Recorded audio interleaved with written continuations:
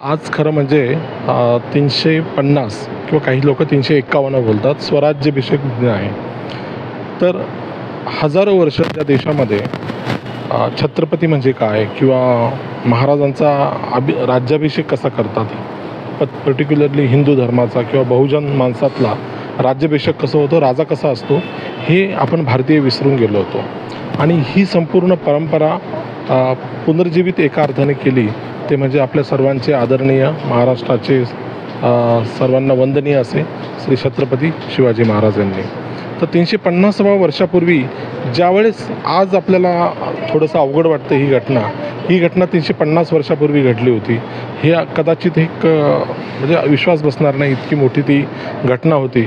आणि राज्याभिषेक कसा करायचा हेच आपले लोक विसरून गेले होते.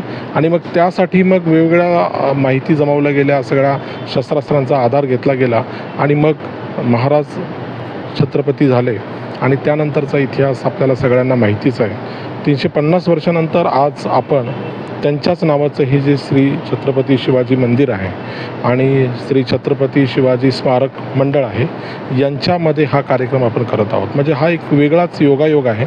एकतर हे मंडळच श्री छत्रपती शिवाजी महाराजांच्या नावाने आहे आणि त्यामध्ये हे नाट्यगृह जे आहे ते शिवाजी मंदिर या नावाने संपूर्ण भारतामध्ये फेमस आहे आणि तिथे हा 350वा सोहळा घेतो.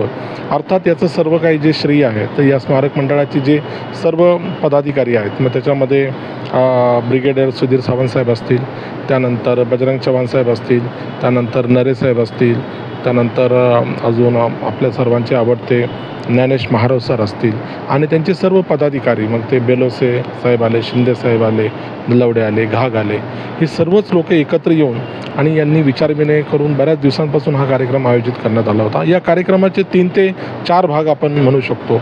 त्यातला सर्वात मला जो महत्त्वाचा वाटतो तो भाग म्हणजे आद्य मराठी नाटककार श्री शहाजी व्यंकोजीराजे भोसले. हे आद्य मराठी नाटककार हेच कुणाला अजून खरं वाटणार नाही, परंतु ते मराठी नाटककार आहेत, आद्य मराठी नाटककार आहेत आणि त्यांच्या त्या फोटोचं तस्वीरचं जे अनावरण आज होणार आहे ते होणार आहे ते प्रिन्स शिवाजी महाराज भोसले यांच्या हस्ते, जे शिवाजी महाराजांचे वंशज आहेत. तर हा मला वाटतं एक खूप मोठा सगळ्यांनी दुर्लक्ष केलेला पण तो इथे घडणारा ऐतिहासिक असा कार्यक्रम आहे आणि तो घडवून आणतोय. त्यानिमित्ताने ही सर्व घटना जी आहे ती पहिल्यांदा प्रेमानंद गजवी साहेब यांनी 99 मराठी साहित्य संमेलनामध्ये प्रस्तुत केली, अशी माहिती मला ज्ञानेश महाराज सरांनी दिली. आणि मग त्याचं फॉलोअप घेऊन त्यांनी ते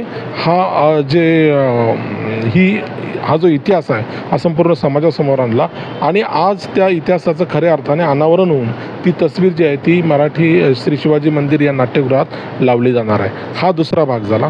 त्याचप्रमाणे तिसरा भाग जो आपण इथे बघतोय, जे शस्त्रास्त्र शिवाजी महाराजांनी आणि त्यांच्या सैन्याने प्रत्यक्षात वापरले आणि गनिमी काव्यामध्येही वापरले आणि समोरासमोर लढाईमध्ये वापरले, त्याचं एक सुंदर प्रदर्शन इथे भरलेलं आहे.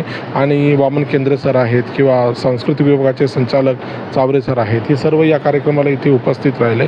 हा एक भाग आहे. आणि त्यानंतरचा जो चौथा भाग आहे तो आहे सांस्कृतिक कार्यक्रमाचा, म्हणजे शाहिरी जलसे आहेत, त्याच्यानंतर नंदेश उमप आणि बरेचसे मोठे जे अभिनेते आहेत ते इथे येऊन एक सांस्कृतिक कार्यक्रम सादर करणार आहे. आणि त्याआधी गडकिल्ल्यांची एक चित्रफित तिथे आपल्याला दाखवण्यात येणार आहे की गडकिल्ल्यांचं संवर्धन करायचं असेल तर ते महत्त्वाचे गडकिल्ले ते कसे दिसतात, आजची त्यांची अवस्था काय, त्यांच्यासाठी काय केलं पाहिजे.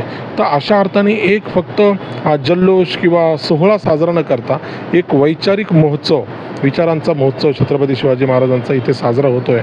आणि आज आपण जर उपस्थिती पाहिली तर संपूर्ण हे जे नाट्यगृह आहे हे तुडुंब भरलेलं आहे. याच्यावरून आपल्याला समजतं येतं की शिवाजी महाराजांबद्दलचा हा जो आदर आहे तो अजूनही तेवढ्याच प्रमाणात आहे आणि हे प्रमाण हळूहळू दिवसेंदिवस खूप वाढत जाणार आहे.